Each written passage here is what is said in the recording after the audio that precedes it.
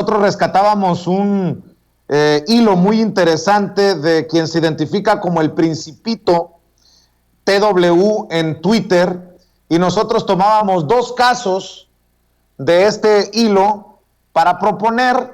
Decíamos, leíamos del Principito: resulta que sobran mujeres que inspiran, tenemos muchas poetas indígenas perfectas como agregada cultural para España, lingüistas, promotoras culturales de sus pueblos, dignas representantes de la resistencia de la cultura en México.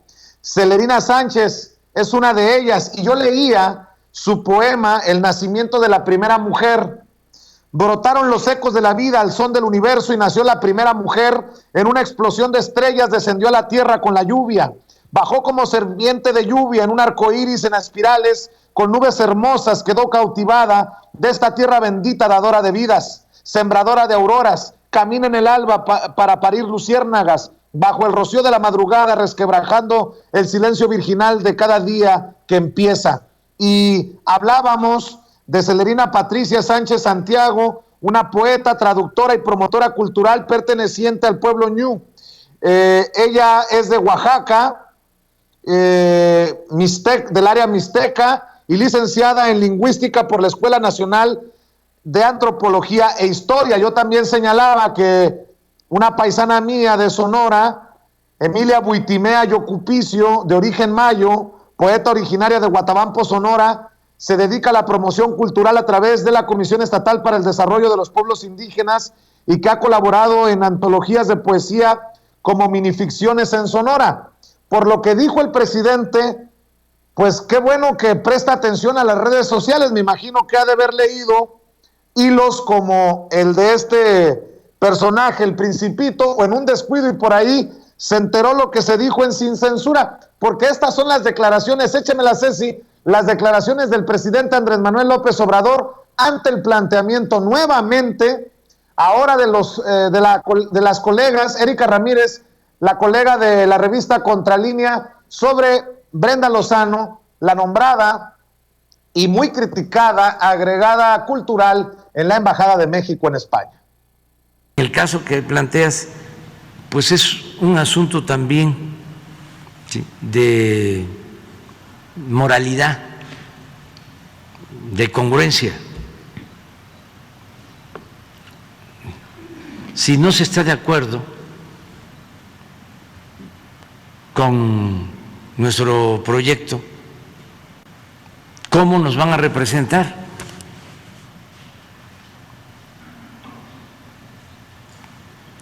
Nosotros tenemos un diferendo con la monarquía española, porque les envié una carta para que ofrecieran una disculpa por los excesos que se cometieron durante la invasión, la conquista, y ni siquiera tuvieron la amabilidad de contestar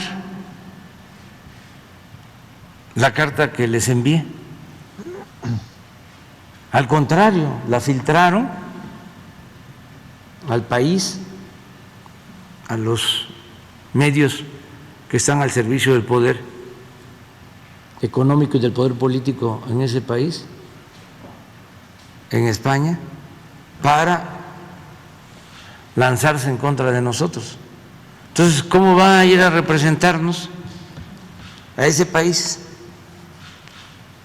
Quizá justo estas prestaciones. Si lo que voy a proponerle a Marcelo es que quien nos represente en lo cultural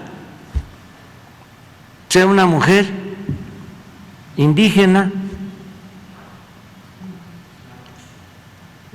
una poeta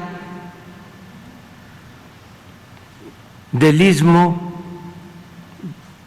de aquí, del centro del país, mexica, que hay hombres y mujeres con mucha preparación y ya ni hablar de cultura. Ellos encarnan la cultura. Entonces, vamos a cambiar eso. Pero vamos a cambiar eso, dice el presidente Andrés Manuel López Obrador, y creo que también está para el debate. ¿Por qué no dijo nada públicamente? ¿Por qué no dijo algo Marcelo Ebrard?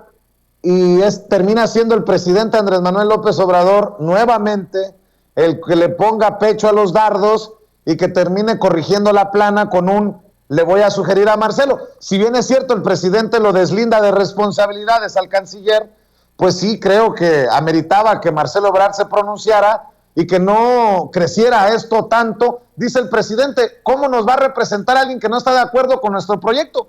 Se acabó. Ese era el punto desde el principio, Jorge Gómez Naredo.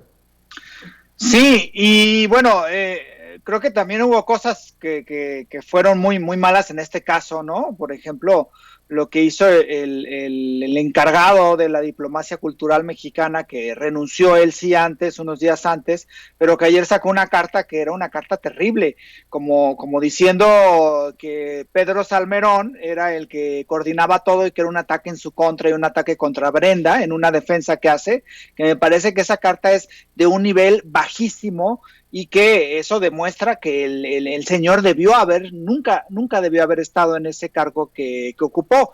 Y yo creo que otra de las cuestiones muy simbólicas, y me parece que esto es algo que hace como mucho clic con la gente, con el pueblo, es que el clamor en redes sociales y el clamor de la indignación en términos generales de la población, pues es escuchado por el presidente, ¿no? Y entonces, y esto es algo de la belleza de la que existe en este momento periodísticamente hablando. O sea, puede ir la gente, un periodista, a preguntarle, oiga, señor presidente, hay indignación acerca de un caso, y el presidente escucha, y el presidente responde. Y yo creo que eso es muy, muy complicado de que se dé, y me parece que hay como simbólicamente una escucha de parte del gobierno federal acerca de un proceso que era muy indigno, y que era que Brenda Lozano, con esos memes y con esas críticas, y con ese no coincidir con un proyecto de país del cual muchísimos creen y cual muchísima gente está puesta en defenderlo, pues que ella la representara ante un espacio tan importante como era la representación cultural